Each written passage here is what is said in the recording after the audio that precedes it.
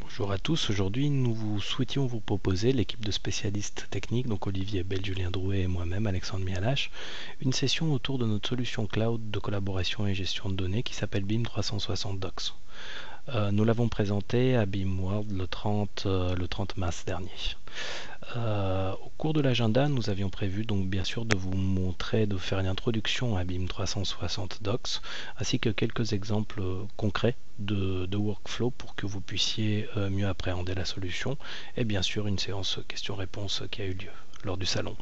Alors, au niveau de l'introduction, nous avons beaucoup discuté en fait avec des utilisateurs et des acteurs du secteur du BTP afin de définir leurs besoins. Il y a quelques tendances qui se dégagent, donc notamment la quantité de documents et le nombre de versions grandissant chaque jour, l'utilisation de technologies mobiles comme dans la vie de tous les jours, ainsi que la normalisation et la conformité qui évolue elle également à une vitesse grand V. Les technologies utilisées aujourd'hui, c'est beaucoup de collaboration cloud, beaucoup de PDF et pas mal d'applications mobiles chantier qui commencent à se démocratiser, y compris au niveau du chantier, donc comme je le disais. Alors, il y a beaucoup d'applications en fait qui font quelques-unes de ces tâches que vous pouvez découvrir ici, donc le stockage cloud, l'accès mobile, la gestion PDF, les suivis de réserve, les viewers. Le problème, c'est que ces applications font qu'on trouve un grand compartimentage des informations avec une peu de maîtrise, vu qu'elles sont multiples, peu de maîtrise au niveau des différentes versions, des différents formats de fichiers, du courrier électronique.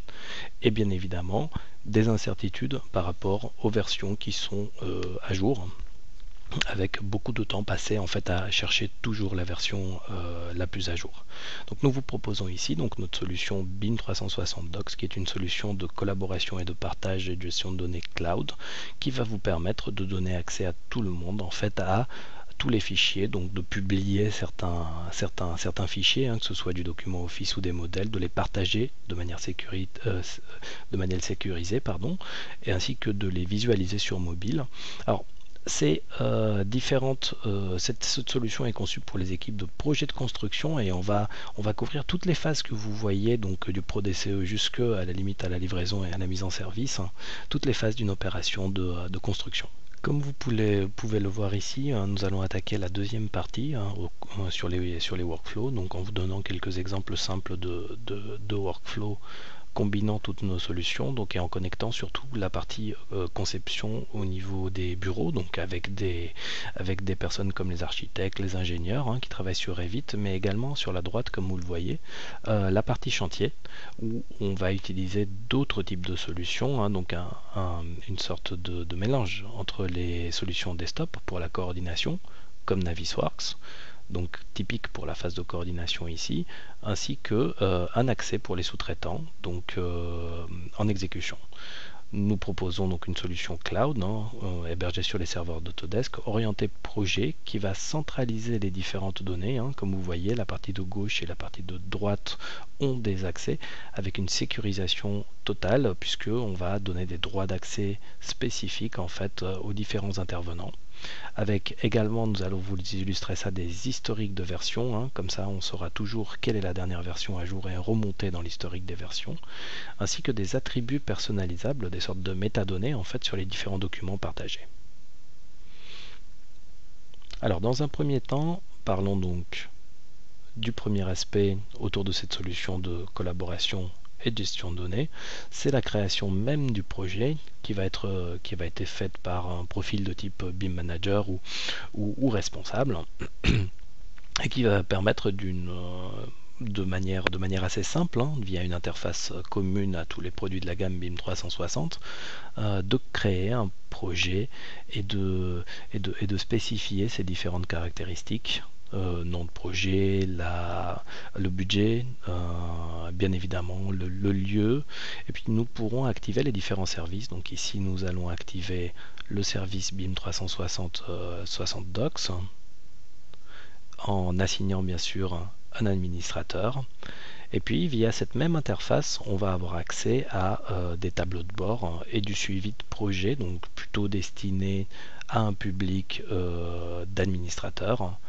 Et puis vous allez voir que nous avons maintenant on va passer à l'environnement de BIM 360 Docs avec une interface intuitive et deux espaces de travail, hein, donc les fichiers projets dans un premier temps et les plans pour diffusion dans un second temps. Donc l'idée ici, ça va être bien sûr d'organiser de manière cohérente avec des dossiers et des sous-dossiers l'arborescence de vos fichiers projets dans cet environnement de travail. Donc vous voyez ici rapidement en fait la création de cette arborescence qui pour cet exemple a été faite par discipline.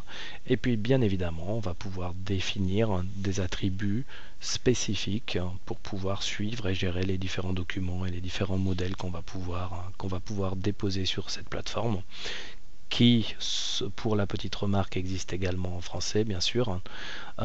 Ici, on crée une nouvelle propriété, donc avec une liste déroulante pour laquelle on définit toutes les différentes possibilités à sélectionner.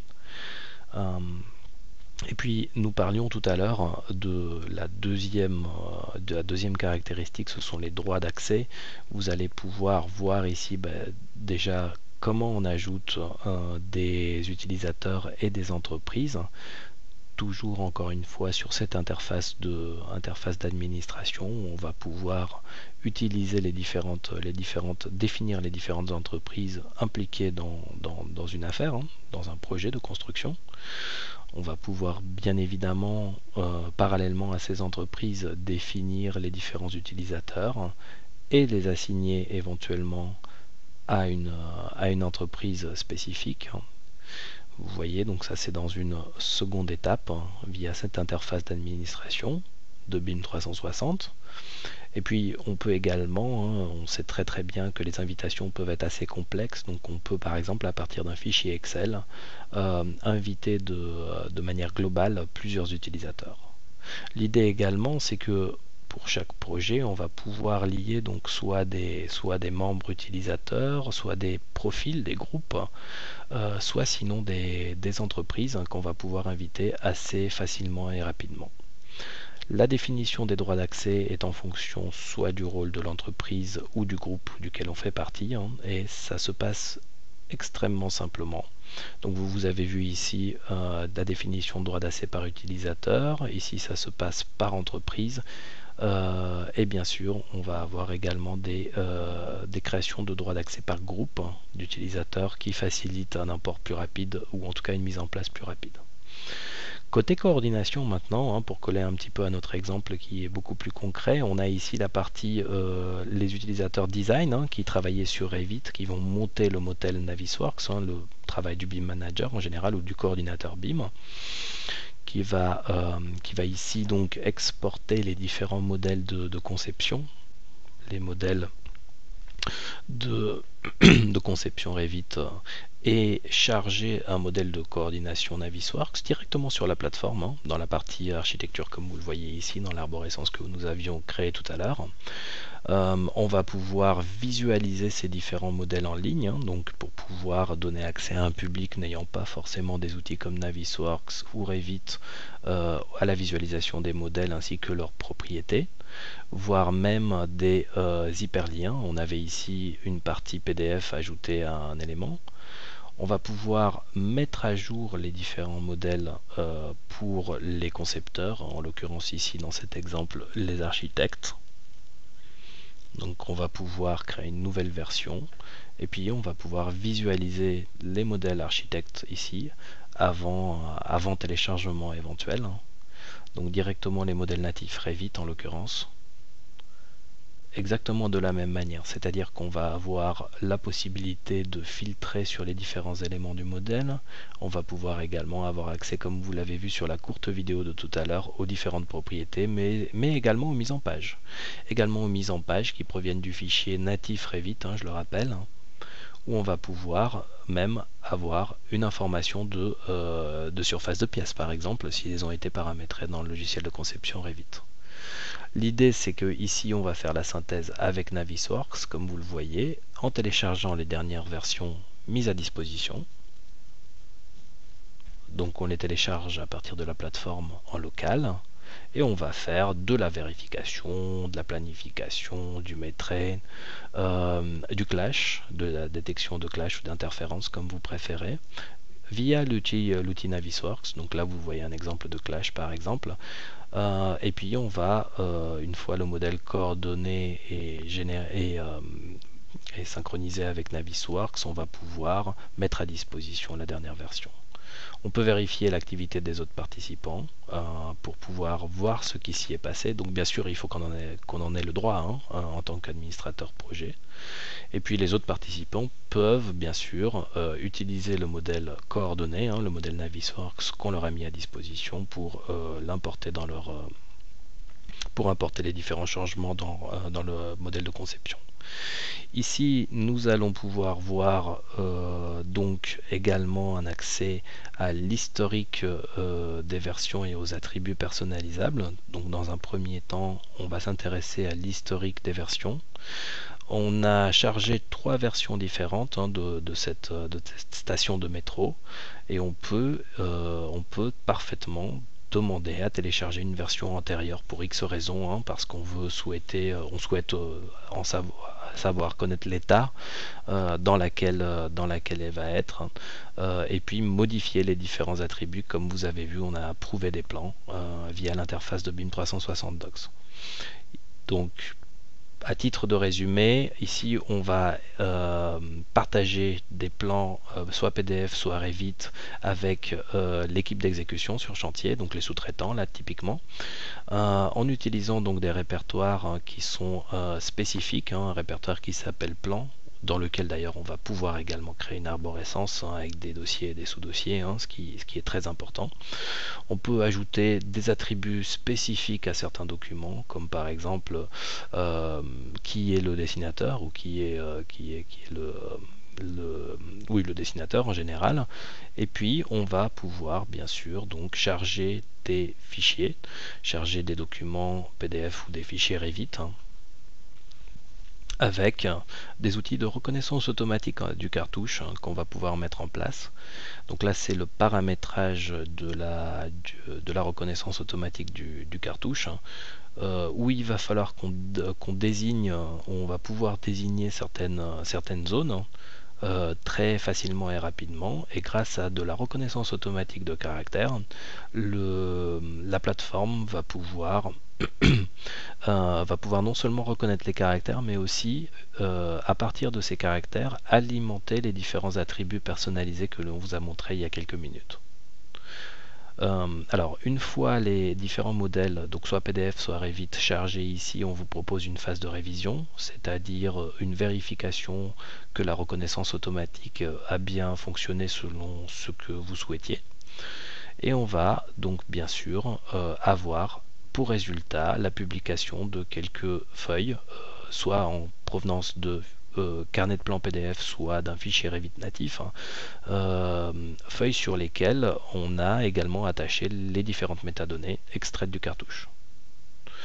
On va pouvoir donner accès à tous les participants aux différents plans et aux hyperliens. Alors ça, ce sont les hyperliens natifs qui viennent du cahier de plan PDF, mais on peut également les créer de manière manuelle.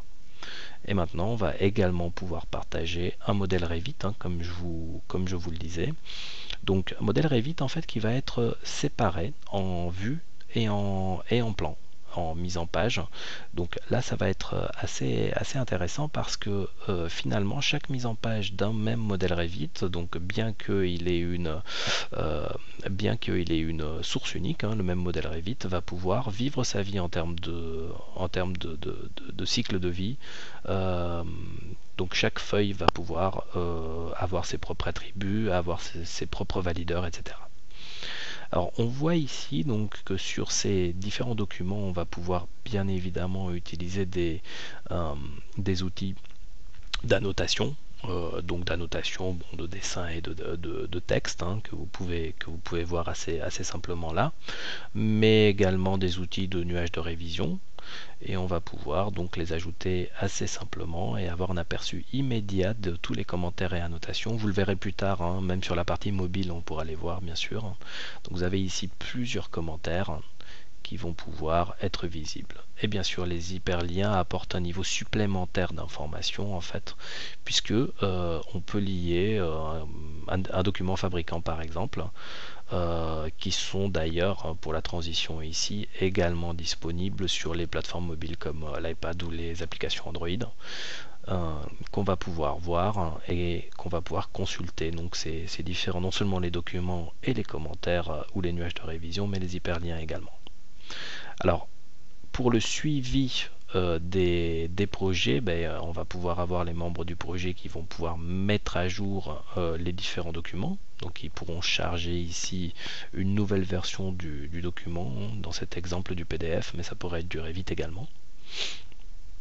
Et vous le voyez, le nombre de versions ici s'affiche et on va pouvoir consulter la version que l'on souhaite, avec également des icônes permettant donc de prévisualiser les documents puisqu'ils peuvent être nombreux donc dans un dossier de l'arborescence. Les commentaires et les informations sur les versions également, comme vous le voyez ici, lorsqu'on zoome, on sait qu'on a 4 commentaires et plusieurs versions. Et on peut également, toujours dans un souci de suivi cohérent des différentes modifications, réaliser une comparaison sur les documents 2D. Donc on peut ici comparer en fait deux éléments différents, donc visuellement, et on va pouvoir voir les différentes modifications, par exemple dans cet escalier, dans cette cage d'escalier, où on voit la vérification, la comparaison. On peut comparer plusieurs plans également différents, c'est pas forcément des versions du même plan qu'on a à comparer, donc ça c'est pour vraiment des besoins, souvent c'est pour des besoins en fait de plans qui se superposent d'un étage à l'autre par exemple, pour voir un petit peu comment plombent les murs, donc en partie structure. Et puis on va pouvoir bien évidemment avoir accès, comme on vous le montrait tout à l'heure, à des commentaires qui ont un statut très simple en fait, donc ouvert ou fermé. On verra un tout petit peu plus tard des commentaires un petit peu, enfin des workflows un petit peu plus développés. Alors les problèmes, donc ce sont des commentaires justement que l'on peut assigner donc à quelqu'un. Donc on vous montre l'interface mobile ici, à pouvoir avoir un interlocuteur et également une échéance pour ce qu'on appelle problème ici en fait. On peut également y ajouter bien évidemment des photos, c'est le but d'une plateforme mobile, donc soit à partir de notre appareil photo, soit directement à partir de bien sûr des images contenues dans l'appareil mobile, que ce soit iPad ou Android. Donc on voit ici directement une prise de photo en direct, on ajoute cela à un commentaire bien spécifique, à un problème bien spécifique, et puis on va pouvoir vérifier le statut des différentes réserves ou problèmes directement à partir de l'interface mobile. Donc je vous avais dit, c'était très binaire, c'est soit ouvert soit fermé. Pour ces types de problèmes. On peut également avoir un aperçu, donc outre l'aperçu document par document, on va pouvoir avoir un aperçu général en fait au niveau du projet de ces différents problèmes. Donc on aura accès à un résumé en fait de ces problèmes au niveau projet. Après vérification, on va également pouvoir donc interagir avec ces différents problèmes ici qui ont plus de statuts, donc c'est pas aussi simpliste que ce qu'on vous montrait sur les commentaires, les nuages de révision. Alors un petit bonus ici qu'on vous avait réservé pour la fin, c'est la publication et la configuration en fait avec Dynamo de la validation et de la publication des feuilles. Donc comme je vous le mets ici en fait, Dynamo permet d'automatiser ce processus de publication. Donc on va pouvoir compléter les différents cahiers de plans, choisir les plans validés et les publier donc sur la plateforme, vers la plateforme BIM 360 Docs. Vous avez ici un aperçu du script Dynamo avec les données en entrée, les données extraites et puis bien sûr les sorties, les paramètres chargés. Et dans cet exemple, on se trouve donc bien évidemment sur Revit. Comme vous le savez sans doute, la liste de publication dans Revit, donc la liste de publication pour Docs est vide initialement, et on va aller sélectionner et publier le plan A100A ici, donc le mettre à jour également. Donc on valide le plan, on utilise le script Dynamo et lui il nous remplit en fait le résumé, le cahier des plans. Et bien évidemment, il nous choisit les bonnes vues à publier vers la plateforme. Donc la vue 3D, le plan A100 et A101. Cette liste de plans est bien sûr chargée donc sur la plateforme BIM 360 Docs et on peut voir que seuls les plans validés ont été publiés. Et on a un aperçu, donc via hyperlien d'ailleurs, cela dit en passant, des différents plans sur la plateforme ainsi que du cahier des plans. Ici on utilise un autre utilisateur, donc on est connecté en tant que Paula, et on va faire une validation mais en plus une mise à jour du cahier de plan Dynamo sur un autre plan, le A102, en utilisant le script Dynamo encore une fois, qui vient ajouter non seulement le résumé sur le cahier de plan, mais également bien sûr mettre à jour la liste des vues et des plans à publier à partir de Revit automatiquement. Après le chargement vers la plateforme BIM 360 Docs, on voit ici que seuls les plans validés et ou mis à jour en termes de version ici, ont été ajoutés à la plateforme, donc la modification a été ajoutée. Ici, ce qu'on va faire, c'est qu'on vous montre ici la modification d'un plan Revit, donc on a rajouté un carré en fait sur un des plans, sur le A101, et on va le mettre à jour, toujours pareil avec le même système, c'est-à-dire qu'on va aller cocher ça dans l'interface et on va utiliser le script Dynamo afin de rajouter une ligne et surtout la dernière mise à jour sur le plan A101 ici. On a bien évidemment une sélection par le script des différentes vues à publier et une fois les vues publiées encore une fois sur la plateforme, on voit que le plan est passé en version 3, donc on a un suivi global des plans mis à jour et on va vous montrer également que en comparant deux versions d'un même plan, on va pouvoir visualiser les différentes modifications relativement simplement, que ce soit dans un cahier de plan, comme vous le voyez ici, sous forme de tableau, donc très rapidement et très facilement, mais également on vous le montre dans quelques secondes sur la partie plan de Revit. Donc typiquement on va comparer la version 1 et la version 2 de ce plan A101. Et on va pouvoir voir que bien sûr sur une des versions il y a le fameux carré qu'on avait intégré dans Revit et que maintenant on peut voir la différence entre le plan en rouge et le plan en bleu. Nous vous remercions beaucoup pour votre attention et nous vous disons à bientôt.